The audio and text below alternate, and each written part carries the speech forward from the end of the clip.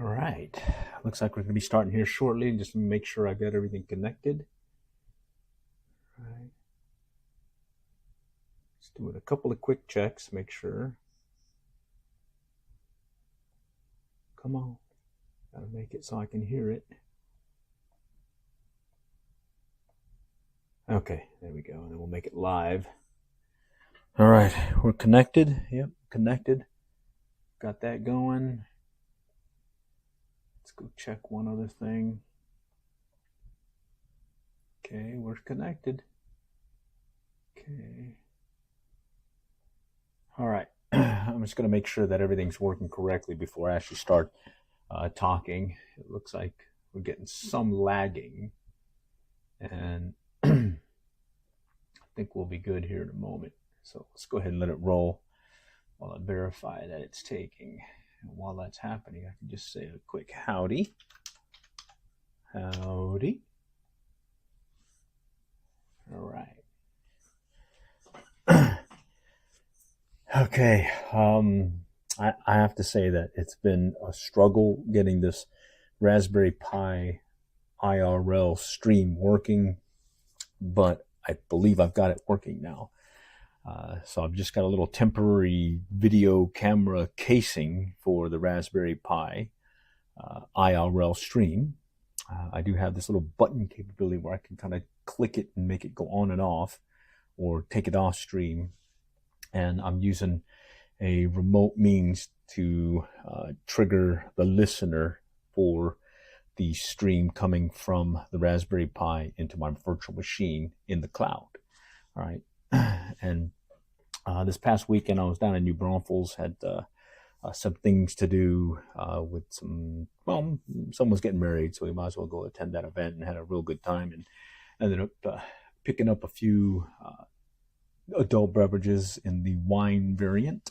And while I was there, I was able to try out the travel router and get it connected to the Raspberry Pi, and actually test that I could get decent connectivity. And I did several checks using my phone from IRL Pro, and then switching over to the Raspberry Pi. Had to tweak things a little bit here and there, but I finally got it to where I have the Raspberry Pi now streaming to the cloud in an SRT protocol, and then taking it from the cloud to YouTube using the RTMP protocol. I did also, I was able to make some changes or some adjustments in the travel router. So I connected this Ethernet cable into the Raspberry Pi, and basically the connectivity was awesome. It was actually better than, we stayed in a little cabin over there in Fredericksburg, just outside of town, and I have to admit, this travel router was actually faster than the cabin Wi-Fi. I had some, not the greatest speed, but I had enough to do the live stream. I was getting about 6 to 10 megabits per second upload, and you really just need 5 or more, and this thing handled it no problem. I also had it connected to my iPad device, so I can stay connected because it was a lot faster than that cabin Wi-Fi, they called it. So I'm really happy with this setup. Main thing I wanted to do was I wanted to expand from the USB modem, tethered modem, and instead of just having it connected to one device, I now have it connected to the GLI Net Opal travel router, and it gives me the capability to either connect Ethernet as well as Wi-Fi. I could do them both at the same time. And additionally, if I want to make it even more portable, I can connect it using this power bank. So that was an eye-opener for yours truly.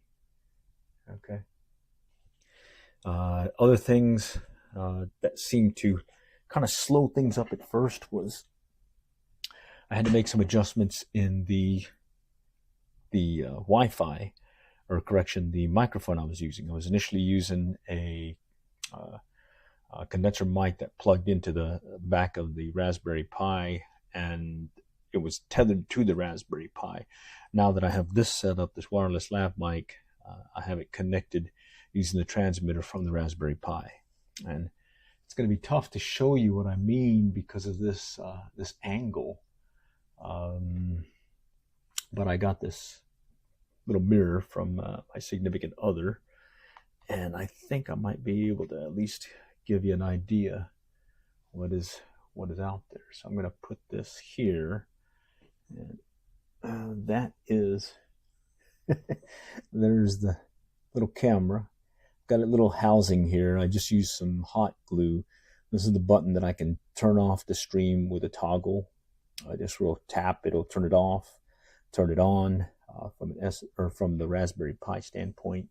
Inside you can see I've got the Raspberry Pi Model 2 way back in there, and then I've got a power cable off to the right here, and then in the back is that Ethernet cable along with the transmitter receiver for the wireless lav mic.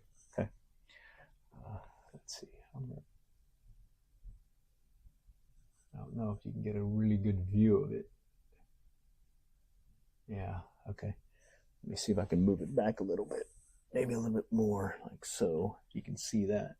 Hi, Ground Fog. Just going over this Raspberry Pi IRL stream setup. I've got it working now to where I believe I've got a consistent stream now that I can maintain using the camera with the Raspberry Pi, with the microphone feeding into the virtual machine up in the cloud, and then that's feeding into YouTube.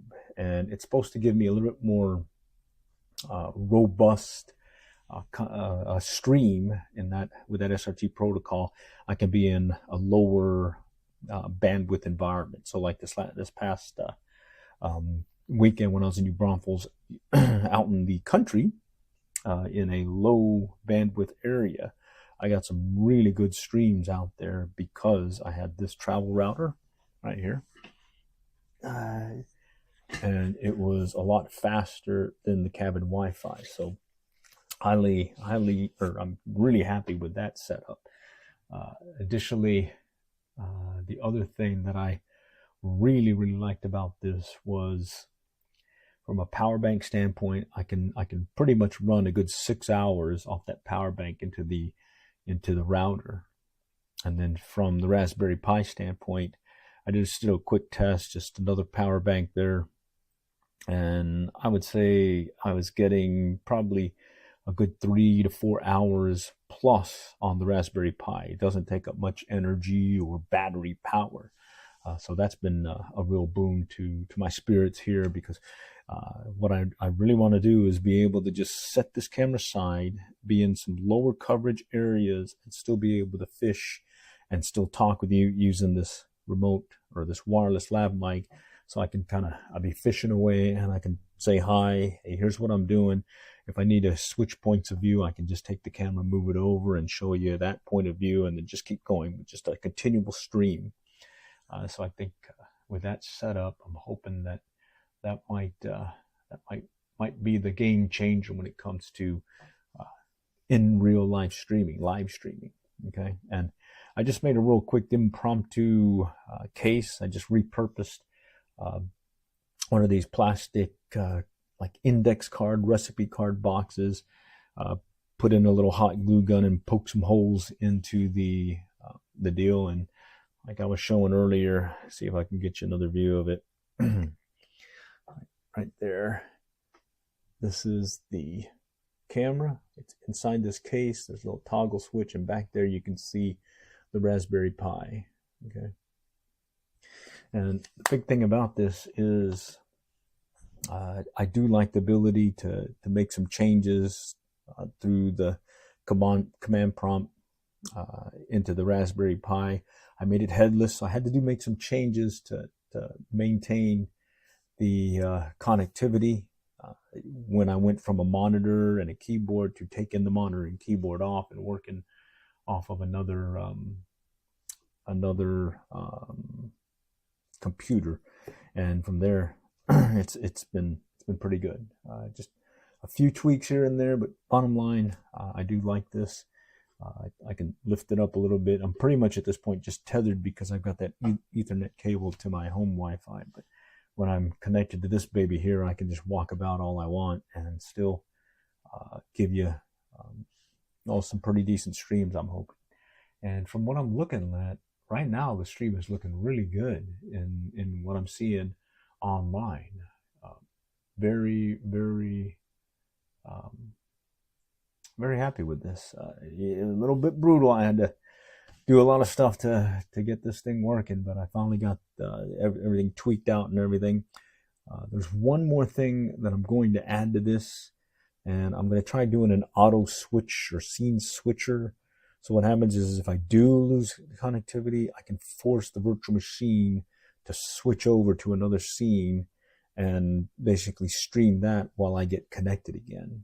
I think if I can get that working, then regardless of wherever I'm at, I can at least stay engaged. And if I do get disconnected and get reconnected in a fair amount of time, I think from a user or viewer experience, I think the let's see, I think it might be a little bit easier to follow on these live streams. I definitely would have loved to have this while I was down on the coast over there in Galveston fishing the pier over there, the Galveston fishing pier. But heads up, oh, by the way, I just saw something the other day about Bob Hall Pier is supposed to be repaired to where you can actually maybe open later in the year, 2025, and then I think they're going to open up the restaurant portion, which could be a detached building from the pier itself.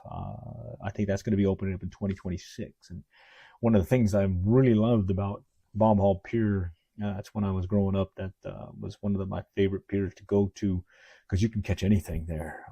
And they did get I think the state record tiger shark off of there. I think about a couple of weeks before I went down there for one vacation trip when we were hitting the coast. So definitely looking forward to that. Okay. Anyways, I'm going to stay on the stream right now. I'm just kind of testing to make sure that this thing is working and the connectivity stays solid. And while I'm doing that, I might as well just kind of, just give you updates. So we were down at New Braunfels, or correction, Fredericksburg, for a wedding. And while we were there, we picked up several wines to include this Kiss My Chocolate wine. It's a red wine with natural dark chocolate flavor, and I have to tell you, yeah, this is one of the tasty ones. So I did also bring my Tinkara rod. Unfortunately, I was not able to get any fishing in. Let me go grab it real quick. Okay. When I go on these road trips and things kind of get a little, well, you're not sure if you're going to be able to go fishing, and I want more than just the micro fly rod that I keep in my backpack. I kind of bring a Tinkara rod. This is the Iwana Tinkara rod. I call it the Iwana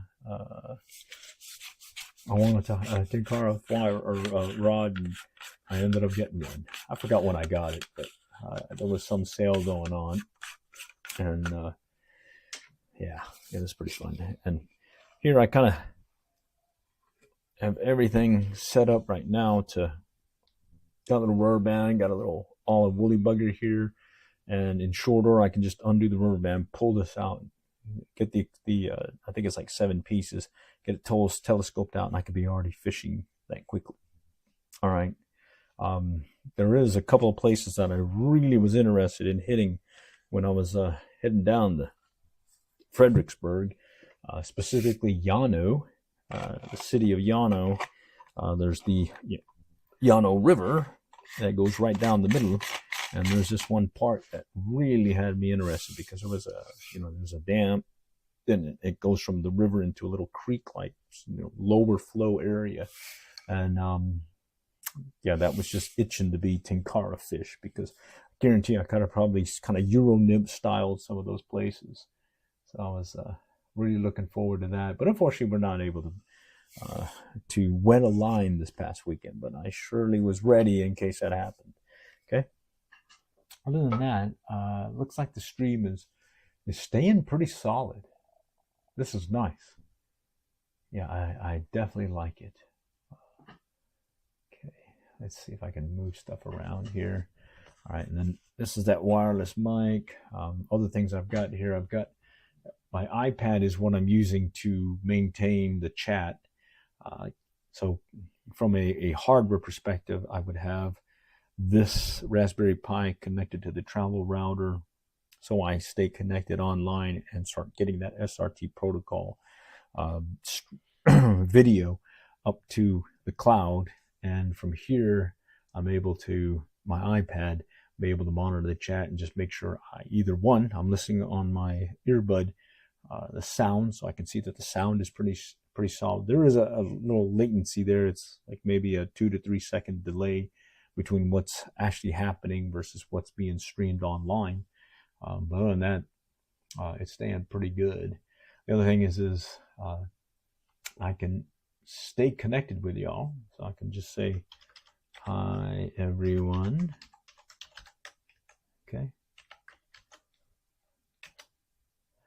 And let's see. This one is actually connected to my home Wi-Fi at this point.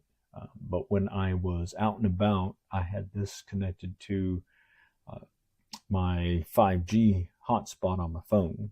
And this was connected to the travel router, just to make sure I just had enough bandwidth in case I had to. But I did do a test where I could maintain the stream as well as kick off the cloud triggers to monitor the back end of the virtual machine to get the listener listening to the SRT stream coming in from the Raspberry Pi. Okay, so very powerful. I think it does make a difference when it comes to streaming. I think there's less latency, there's less pixelation, and right now it's a pretty solid stream. Very, very solid stream. Okay. All right. Let's see if I can just do a quick check to see how we're doing. Okay. Okay, cool. Yeah, it's working good. I like it. And if you just joined, what I'm describing here is the Raspberry Pi mobile fishing live stream setup that I put together. Okay, it's a IRL in real life piece that I'm hoping I can get some good fishing in. As to what I'm going to do here in the next few days fishing wise, I'm not sure yet. I may take out that Tenkara rod. I still have that hand line to see if I can get anything on the line there. Fishing some live bait, if not some bread, for some of those bruiser catfish in the shallows. But I do hear that Denison Dam is doing really well with striped bass, and that's really got my interest going. Additionally, just here in another maybe 6 weeks or so, we're going to get the trout stockings kicking off over there in the Blue River. So hooray to that. That'll be interesting. I do have to make a note that prices for out-of-state residents, well, it's gone up, so you'll have to pay a little bit more, if not a lot more. I think it's like $80 for that fishing license for the out-of-staters. So, you know, I still haven't picked mine up yet, but luckily it's a calendar year-to-date or year-to-date purchase. So if you get it today, it'll be basically good for the whole year up until today again. So it expires on the day 1 year after the day you purchased it. So that's good to keep in mind. The other stuff is, let me think. I think we need to just watch the pattern, how it's going to shift over from that summer pattern into the fall pattern. And we start getting a few of these cold fronts coming in, make a few adjustments here or there for whatever we're fishing for. I think right now we'll still be targeting bass in ponds and bluegill. But that striped bass up at Denison's, one to keep in your back pocket because they are there, and I'm seeing a lot of reports from others saying that the bite's good. So that's good. Additionally, if you're not sure about the generation schedule, do check out our blog. If you go to it, it's very simple, cityofallenfishing.blogspot.com. That'll get you to the main page, and from there you'll see our most popular post is talking about the generation schedule and how to read that information off of the generation or Denison Dam. I think it's called Southwest Power Authority. They maintain the schedule. They maintain the generation schedule as well as the hydropower release data, and those are the key sites that we go to. That one that tells us when they are scheduled to generate power, which then will give you a lot of water flow, as well as what the real-time generation is, because when you're looking at it, I believe it's like a 5 or 15 minute delay. So if you live close enough, you can get real-time info, and hey, they're releasing water or they're generating water or power. Make that run over to Denison and give it a try. So that's one to keep in your back pocket. If you get the opportunity to go, certainly do so. All right. Okay. I think this has been a pretty solid stream so far. I'm liking this Raspberry Pi. See if I can grab the box for it here. And the main thing that I want to take away from this is this is the Raspberry Pi right there. And this is the camera that I use, Smarza camera. Okay. And for the Wi-Fi wireless microphone, comes in two. All right, so I got this one and this one, and it's got a transmitter that I can connect to, in this case, the Raspberry Pi. It's a USB-C connection, so you do have to get a USB-C to USB converter or adapter. I happen to have one, and then when I use it on my phone, you can do double duty with this lab mic. Is I'll take a extender, USB-C extender, so it allows me to put it on my Galaxy phone right here without taking the case off. If you go without it, this is too thick for you to allow it to just go in, the receiver to go in all the way. So you need that little extension.